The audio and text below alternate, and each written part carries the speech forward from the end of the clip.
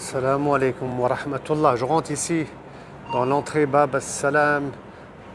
C'est par là qu'on passe pour saluer le prophète Mohammed sallallahu alayhi wa sallam. Masha'Allah. La tombe du prophète sallallahu alayhi wa sallam et Abu Bakr et Omar se trouve plus loin sur la gauche. Mais je voudrais dire un mot, Inch'Allah, sur cette tombe. Le prophète sallallahu alayhi wa sallam, il a été enterré dans l'appartement de Aïcha. Il est mort avec la tête posée sur les genoux de son épouse, subhanallah, sallallahu alayhi wa sallam. Et il a dit qu'un prophète, lorsqu'il meurt, on l'enterre à l'endroit même où il meurt. C'est pour ça qu'il est enterré dans l'appartement de Aïcha radiallahu ta'ala anha. Et Aïcha, elle continuait à vivre auprès du messager de Dieu, sallallahu alayhi wa sallam, bien que celui-ci soit enterré à ses côtés, dans la demeure. Et puis ensuite, le premier calife Abu Bakr as-Siddiq radiallahu ta'ala anhu sera à son tour enterré juste à côté du prophète sallallahu alayhi wa sallam, avec la tête au niveau des épaules du messager de Dieu sallallahu alayhi wa sallam. Puis ensuite, Omar sera enterré avec la tête au niveau des épaules de Abu Bakr as-Siddiq. Et il y aura ensuite un mur qui sera fait entre les trois tombes et l'endroit, le peu de mètres carrés qui restait pour Aïcha pour vivre.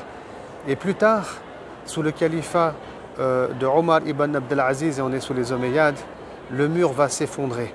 L'appartement, quelques murs vont s'effondrer. Et là, Omar ibn Abdelaziz, Aïcha n'était plus présente, bien entendu, le temps était passé et on va reconstruire les murs de l'appartement de Aïcha avec des pierres qui sont taillées et qui vont être récupérées à l'est et à l'ouest de la ville de Médine, car il y a des roches volcaniques. Naam. On va tailler des pierres et on va refaire les murs de l'appartement de Aïcha. On va faire un mur de séparation au milieu aussi, masha'Allah. Et on va tout clôturer. Il n'y aura pas de fenêtre, il n'y aura pas non plus de porte, il n'y aura absolument rien. Et puis comme les gens, vous savez, ils compareront un peu cet appartement à la Kaaba, Omar ibn Abdelaziz fera faire un nouveau mur autour, un mur avec 5 côtés. Et entre ce mur aux 5 côtés et l'appartement de Aïcha, il y a environ un demi-mètre d'espace.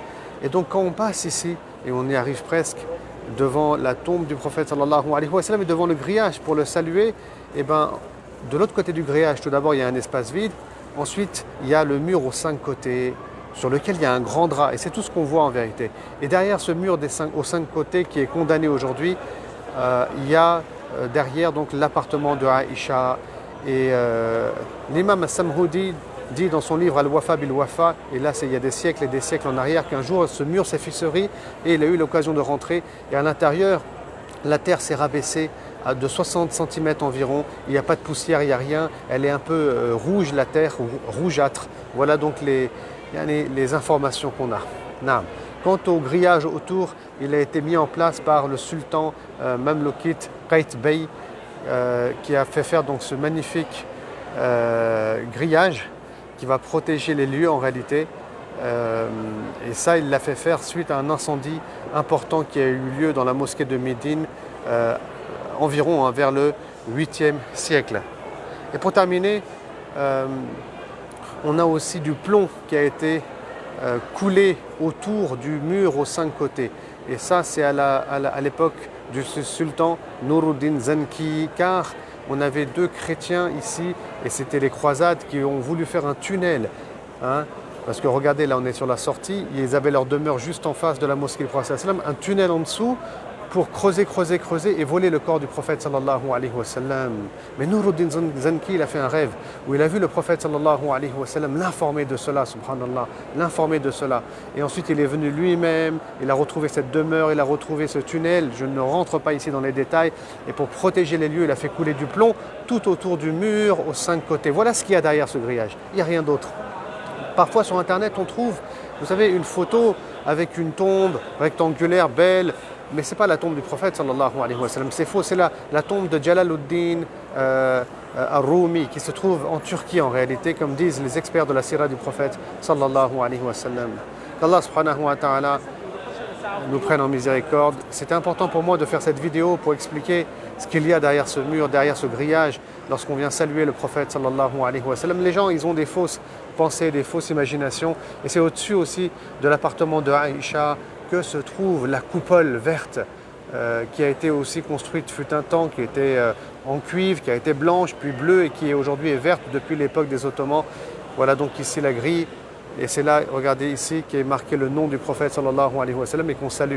Avant, il y a un grillage ici, il n'y a rien. Il n'y a rien ici du tout. Hein. Regardez, là c'est la mosquée. Là c'est l'espace qu'il y a entre la mosquée et l'appartement de Aïcha. Vous voyez, donc c'est ici, il y a son nom au prophète sallallahu alayhi wa sallam, qu'il est enterré un peu plus loin derrière, bien entendu, comme j'ai dit dans l'appartement. Salamu alayka ya Rasulallah. Et là, c'est la tombe d'Abu Bakr as-Siddiq, et c'est bien mentionné par écrit aussi. Salamu alayka ya Abu Bakr. Et la tombe de Omar ibn al-Khattab. Salamu alayka ya Omar. Et là, il n'y a rien après, bien entendu. L'endroit où je me trouve actuellement, où je suis en train de filmer et saluer, c'est l'endroit où vivait Hafsa, radiyallahu anha, l'épouse aussi du prophète sallallahu alayhi wa sallam. Et là, je vais vers la sortie de Bab al-Salam. C'est là que se trouvait aussi, à ce niveau-là, au niveau de la sortie, l'appartement de Othman ibn Affan, radiyallahu ta'ala anhu. Ici, à ce niveau-là, j'ai dit qu'il n'y avait rien. Hein. Donc là, je reviens en arrière. On a les tombes. Et ici, il y avait l'appartement de Saouda, radiyallahu ta'ala anha, autre épouse du prophète sallallahu alayhi wa sallam. Shukran jazilan, barakallahu fikum.